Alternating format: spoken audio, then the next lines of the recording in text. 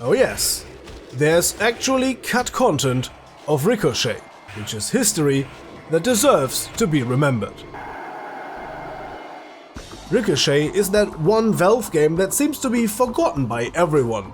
The game is said to be the worst Valve game, but when actually played, it usually gets a pass, especially on LAN parties. It's pretty damn fun for what it is. The game exists mainly to prove a point about the usability of the Half-Life SDK and how easy it is to use the old Half-Life engine to create your own mod or your own full conversion, essentially your own game. From a first-person shooter like Half-Life to a game inspired by Tron, where you throw discs at your opponent, trying to push them off little platforms floating in an endless void. If that isn't a total conversion from Half-Life, then I don't know what is. These discs that you shoot at your opponents can be bounced off little glowing bars. Letting these discs ricochet off the bars increases your score when killing someone, either by knocking them down into the void or by beheading them. Yeah, these frisbees are pretty sharp. Or you outright let them explode, sending little gibbs flying everywhere. The game's premise is simple, and so is its gameplay, with the occasional power-up spicing it up.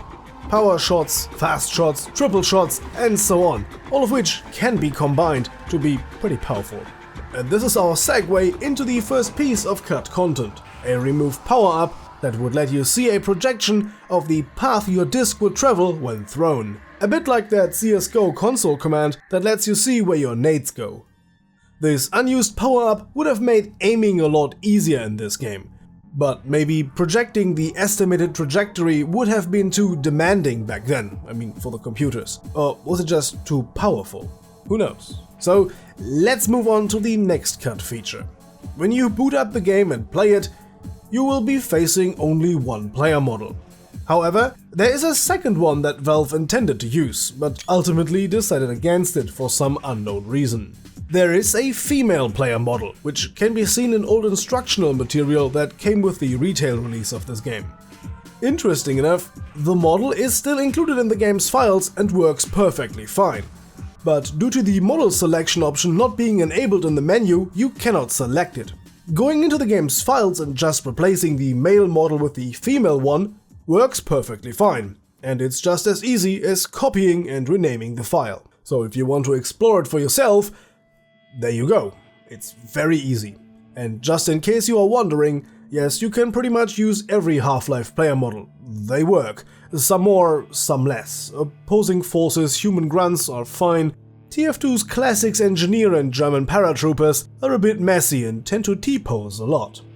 Custom models are of course always a gamble if they're not created for the game. I have recently taken a liking to a player model of Jean-Luc Picard, captain of the USS Enterprise. Yeah, that stuff works in this game very, very handy, if you like nonsense. So, that's it for our little excursus into the cut content of Ricochet. It should hold you over until the release of the long-awaited sequel. I heard they are frantically working on it. In terms of Ricochet 2, we always have this problem that when we talk about things too far in advance, we end up changing our minds as we're going through and developing stuff. So as we're thinking through the giant story arc, which is Ricochet 2, you might get to a point where you're saying something is surprising us in a positive way and something is surprising us in a negative way.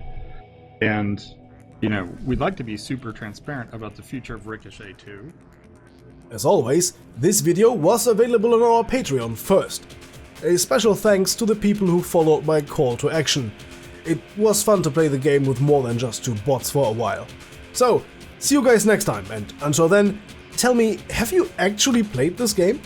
Have a nice day, and as always, goodbye and guten Tag.